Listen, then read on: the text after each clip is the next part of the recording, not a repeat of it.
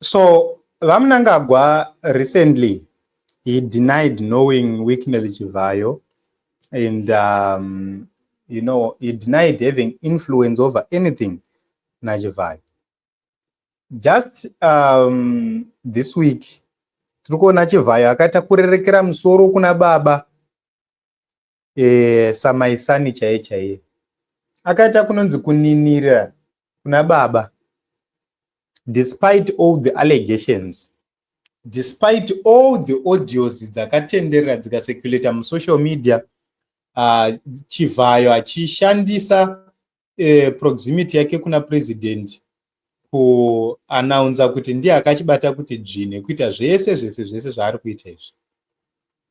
Then we have to ask questions kuna Vamnangagwa kuti naye president, uyu munhu uyu ndiye akabuda achitaura uya kuti ndimi munomuchunira madhiri imimi.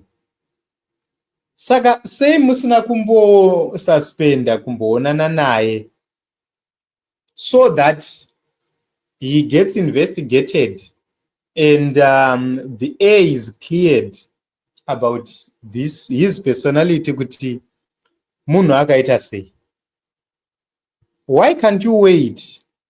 Why can't you allow investigations to be done on Wicknell Chivayo so as to clear your name? It's not about clearing the name of Wicknell Chivayo because haana zita rekuclear.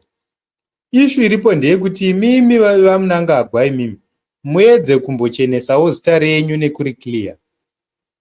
But we are not surprised because we see each and every person with criminal intentions ku State House most of the time. Tinongoona vachimhanyira ikoko, tinongoona vachisvika ikoko. Just want to give you an example of these investors vakauya vanyowana. If I am an investor, ndisina picture rakaita seriri pascreen iri, it becomes very difficult for me to be given any preference. But ava vamuri kuona vari padhuze nemi vakapfeka mascava, it's not because they have money, it's because they have met you. That is the reason why they will always get first preference. Why are you always taking my responsibilities arofananga achiitwa nema ministers nevamwe vari pasa? Why are you always surrounding yourself with crooks, criminals, and people like of that character? Java makaonana naye. Vana Mike Chimombe nana Ningiwa vavharirwa makaonana navo. It's almost every crook mune muchisangana naye. Saka ndopaya panozonzi kuanodziya moto wembavha iye chii? Hatina zvatataura, tungobvunza mubvunzo. So instead of attacking journalists and everyone who is speaking, why can't you address the real issues and make sure that these people get investigated and where they are found wanting, they get arrested?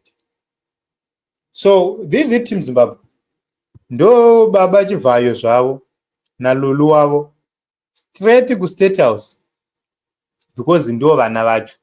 And then munhu anouya ukurambira ipachena, handimuzive, this and that, muri kuona here Chivayo panapa, uyo Chivayo.